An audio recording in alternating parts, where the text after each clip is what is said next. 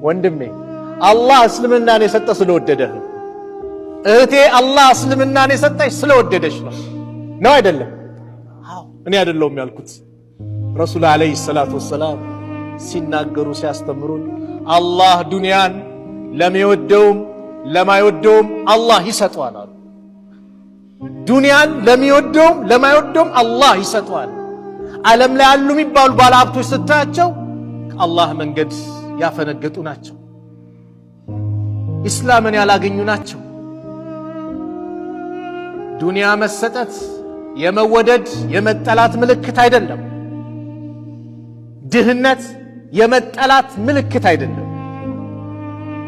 ዲንን ግን አሉ ረሱል አለይሂ ሰላቱ ወሰላም እስልምናን ኢማንን ግን አላህ ለሚወደው እንጂ ለማንም አይሰጥም አሉ።